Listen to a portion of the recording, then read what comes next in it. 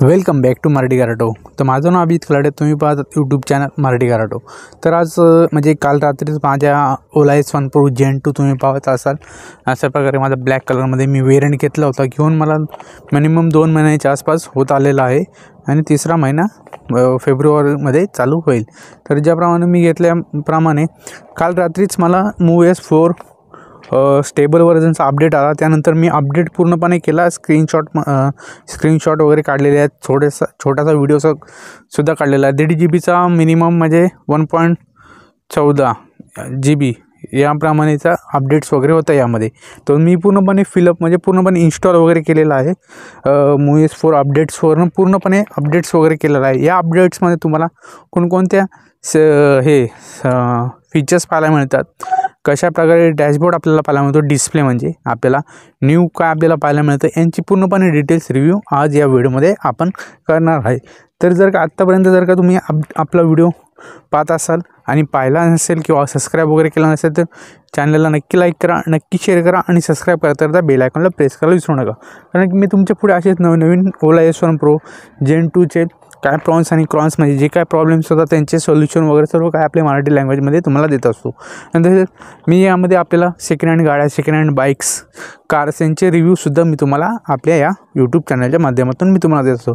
तर चला तर पाहूया आपण आता आपला MOVE S4 अपडेट्स कशा प्रकारे केलेला आहे। आपण ज्याप्रमाणे लॉकचं बटन आपण प्रेस करतो यामध्ये आणि ज्याप्रमाणे आपण पासवर्ड वगैरे टाकतो, आता मी पासवर्ड टाकून देतो। पासवर्ड टाकला, अशा प्रकारे अनलॉक झाल्यानंतर आवाज वगैरे येतो। ही MOVE S4 ची थीम आपल्याला पाहायला मिळून जाते, एक नॅचरलमध्ये थीम आपल्याला पाहायला मिळून जाते। अशा प्रकारे याचा डॅशबोर्ड वगैरे स्क्रीनमध्ये आपल्याला इथे पाहायला मिळून जातं, नवीन अपडेट्समध्ये पाहायला मिळून जातं। नंतर इकडे या साईडला टुडे रायडिंग किती स्टेटस आहे, परत इथे नंतर पुढचं किती बॅटरी स्टॅटस आहे, बॅटरी किती असणार आहे, इको मोडवरती किती पडेल, परत इकोला किती, नॉर्मलला किती, स्पोर्ट्सला किती आणि हायपरला किती रेंज असेल किंवा किती किलोमीटर रेंज देईल। परत इथे आपल्याला बॅटरी टेम्परेचर पाहायला मिळून जातं। त्यानंतर या साईडला आपल्याला मोटरचं टेम्परेचर वगैरे आपल्या या वेरियंटमध्ये पाहायला मिळून जाते। ते ब्लूटूथ कनेक्टिव्हिटी केली असेल तर म्युझिक वगैरे गाणी चालू असेल तर ते सुद्धा इथे या साईडला पाहायला मिळून जातं। आता सेटिंग्समध्ये आपण पाहू शकतो या साईडला सेटिंग्स इथे आपल्याला अशा प्रकारे आपल्याला म्हणजे आतमध्ये जाण्यापेक्षा बाहेरच त्यांनी एकदम चांगल्या प्रकारे मोबाईलचा कसा आपल्याला मोबाईल वरून असं हे केल्यानंतर आपल्याला जे काय मोड्स वगैरे पाहायला मिळतं, शॉर्टकट्स त्याप्रमाणे इथे दिलेले आहेत। वायफायचं दिलेलं आहे, इथे ब्लूटूथचं दिलेलं आहे, तुम्ही पाहू शकता। इथे तसं डार्क मोड दिलेला आहे, मोड साऊंड ऑन ऑफ करण्यासाठी दिलेला आणि हा एक चांगला फीचर दिला आहे सेफ्टी मोड, जेणेकरून काय होतं सेफ्टी मोड चालू केल्यानंतर आपले 4 इंडिकेटर्स चालू होतात।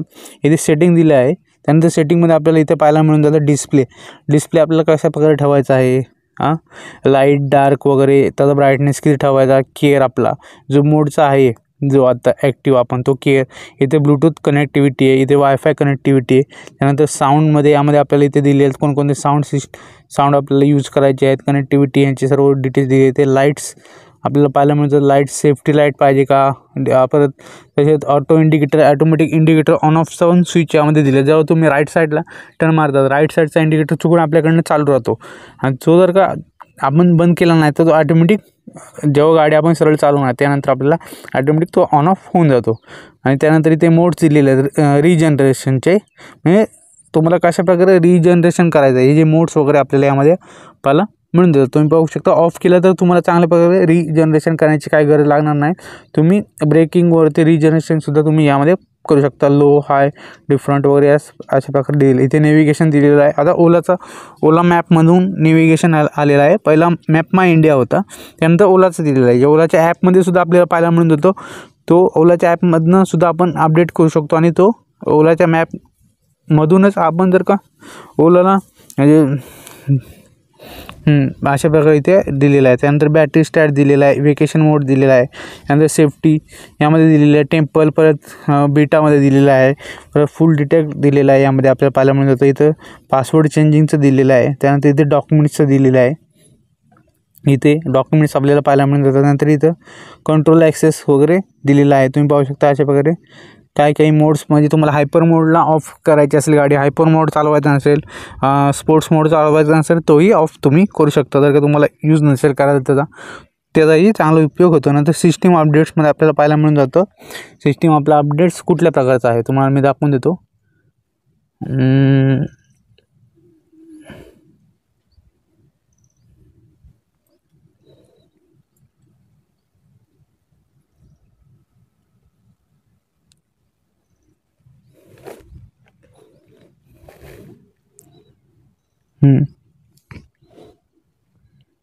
OS 4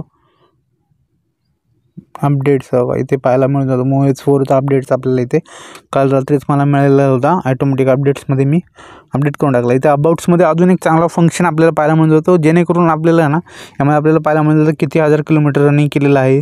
परत इथं आपण गाडी कधी परचेस केली होती त्याची डेट पाहायला मिळून जाते. आणि त्यानंतर इथे खाली रिबूटचा सुद्धा चांगल्या प्रकारे ऑप्शन आपल्याला पाहायला मिळून जातो. पहिले कसं रिबूट करण्यासाठी आपल्याला कसं हा एक पॉवर बटनचा यूज करावा लागत होता आणि रिव्हर्स बटनचे दोन्ही बटन दाबून म्हणजे रिबूट करावं लागत होती. आता डायरेक्ट डिस्प्लेमध्ये दिलेलं आहे, जेणेकरून जर की कोणाला नाही कळलं तर त्याला सांगायचं की अपडेट्समध्ये जा, त्यानंतर खालच्या साईडला रिबूट स्कूटर म्हणून ऑप्शन आहे, त्याच्यावरती प्रेस केलं की रिबूट होऊन जातं. यामध्ये असं दिलेलं आहे. त्यानंतर इथं गेटिंग हेल्प म्हणजे काय प्रॉब्लेम झाला, सपोर्ट वगैरे त्याचं वगैरे अपडेट वगैरे दिलेलं. अशा प्रकारचा हा आपल्याला अपडेट यामध्ये आपल्याला पाहायला मिळून जातो. आणि हा डॅशबोर्ड इतका छान दिलेला आहे. आणि नेव्हिगेशनसुद्धा चांगल्या प्रकारे आपल्याला पाहायला मिळत होतं. तुम्हाला मी नेव्हिगेशन टाकून दाखवत जातो. इथे मी टाकतो पनवेल.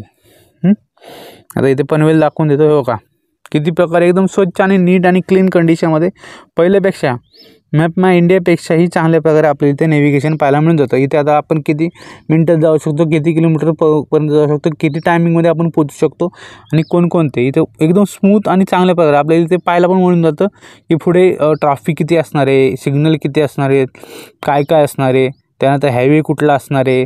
यामध्ये पूर्णपणे मॅप माय इंडियामध्ये ज्याप्रमाणे दाखवतो त्यापेक्षा अपडेट्सनुसार ओला मॅपमध्ये खूप आणि चांगल्या प्रकारे आपल्याला हा मॅप आपल्याला यामध्ये पाहायला मिळून जातो. तुम्ही यूज करू शकता, पाहू शकता कशा कशा प्रकारचे सिग्नल्स वगैरे अवेलेबल असणार, आजूबाजूला काय असणार आहे यांचे पूर्णपणे डिटेल्स आपल्याला पाहायला मिळून जाणार आहे. त्यानंतर आता इथे एंड केल्यानंतर आपण बॅक येऊ शकतो. तुम्ही पाहू शकता अशा प्रकारे आपल्याला पाहायला मिळून जातो. किंवा तुम्हाला जर का रूट चेंज करायचा असेल त्यासाठी सुद्धा ऑप्शन दिलेला आहे. इथे झूम इन, झूम आउट चांगल्या प्रकारे आपल्याला पाहायला मिळून जातो. त्यानंतर इथे कॅन्सल करूया आपण. आता त्यानंतर इथे आता तुम्ही पाहू शकता अशा प्रकारे ह्याचा हे पाहायला मिळून जातो. आता आपण ह्याचा आवाज ऐकूया, साऊंड.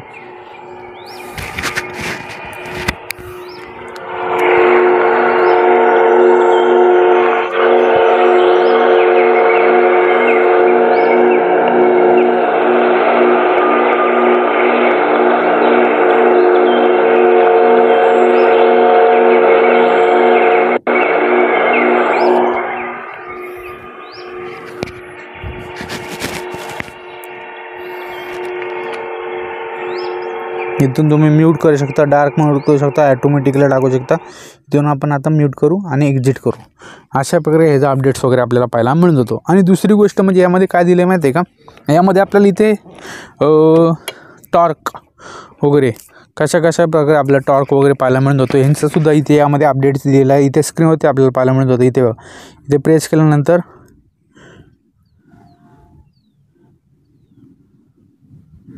इथे थोडं प्रेस करून ठेवावं लागतं. त्यानंतर इथे चेंज होतं असं. हो का, किती किलोमीटर झाले, टॉर्क वगैरे, परत KMP किती हे झालं आहे, यामध्ये नायट्रोजन पॉवर किती आहे, आणि या साईडला आपल्याला मनी म्हणजे किती दिवस गाडी चालवतो, किती किलोमीटर झाल्यामुळे आपले किती पैसे वाचले, ह्याचेसुद्धा आपल्याला यामध्ये डिटेल्स वगैरे पाहायला मिळून जातात केअरमध्ये. कारण की हा एकदम नॅचरल आणि चांगल्या प्रकारचा अपडेट्स वगैरे ओला S1 Pro Gen 2 ने Gen 1मध्ये तसेच एअरमध्ये यामध्ये सर्वांमध्ये दिलेला आहे. हळूहळू रोलआउट करत आहेत, म्हणजे त्यांनी अपडेट्स द्यायला सुरुवात केलेली आहे.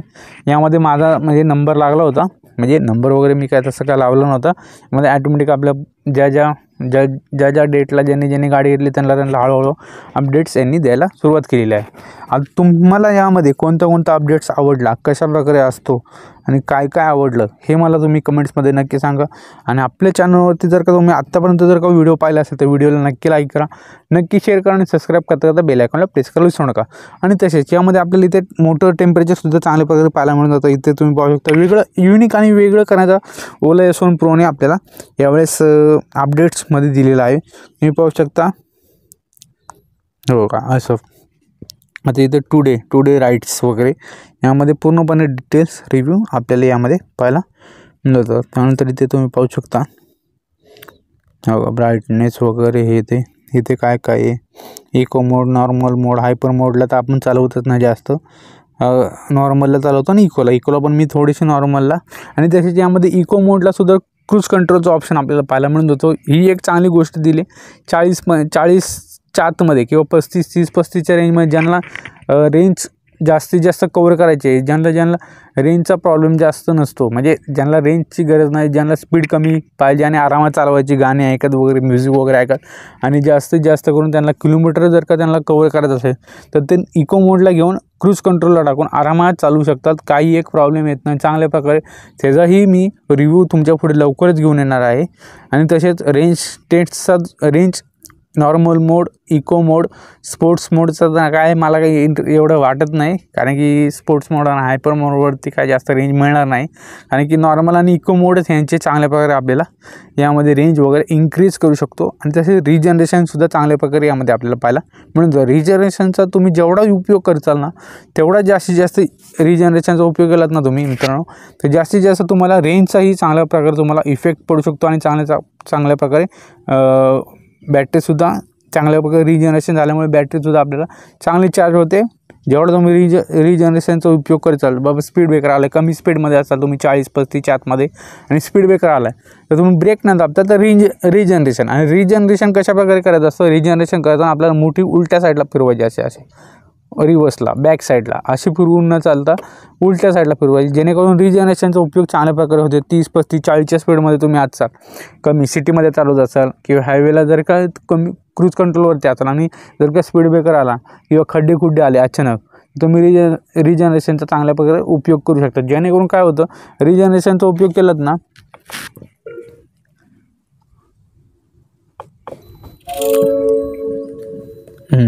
अशा प्रकारे सुद्धा आवाज आपल्याला पाहायला मिळून जातो. यामध्ये तुम्ही ऐकलं असेल, जेव्हा गाडी चालू केल्यानंतर ब्रेक आणि पॉवर बटन दाबल्यानंतर आपल्याला पाहायला मिळून जातो. यामध्ये काही लोकांचं मिथ, म्हणजे काही लोक बोलतात की OS4 आल्यापासून थोडं जो काय रेंजचा जो काय हे होता रेंज इंक्रीज झाली का नाही ते काय मला अजून, म्हणजे मी कालच अपडेट झाल्यामुळे मला काय अजून जाणवलं नाही. कारण की मी फक्त कालच जरा अपडेट चांगल्या प्रकारे केली होती गाडी, म्हणजे फुल चार्ज केली. पण अजूनपर्यंत सकाळपासून चालवल्यापासून ना, आज सकाळपासून मी किती किलोमीटर चालवले, डिस्टन्स आपल्याला इथे पाहायला मिळून जाईल. टॉप स्पीड 41 आहे, कमी ॲव्हरेज स्पीड 19 यामध्ये आपल्याला पाहायला मिळून जातं. अशा प्रकारे आता 90चं आहे. आता बघू किती दिवस मला जातं हे. इथून मी जरा इकडे तिकडे सुद्धा फिरणार आहे, बघणार आहे आज काय होतं, त्यानुसार मी तुम्हाला अपडेट्स वगैरे देणार आहे. आणि तसे तुम्हाला OS4मध्ये कोणकोणता फीचर्स तुम्हाला जास्त आवडला हे मला कमेंट्समध्ये नक्की सांगा. आणि आपल्या चॅनलवरती जर का तुम्ही फर्स्ट टाईम व्हिजिट केला असेल चॅनलला नक्की लाईक करा, नक्की शेअर करा आणि सबस्क्राईब करता बेल आयकॉनला प्रेस करायला विसरू नका. कारण की मी तुमच्या पुढे अशाच नवीन second hand car, second hand bikes, त्याचे ओला S1 Pro Gen 2चे जे काय अपडेट्स असतात, प्रॉन्स आणि क्रॉन्स, जे काय प्रॉब्लेम सॉल्व माझ्याकडे, जे काय आपल्या ओला S1 Proमध्ये जे काय प्रॉब्लेम्स येतात त्यांचे पूर्णपणे डिटेल्स रिव्ह्यू मी आपल्या या व्हिडिओच्या माध्यमातून देत असतो. तर मी तुम्हाला भेटतो अशाच नवीन व्हिडिओमध्ये. Take care, bye.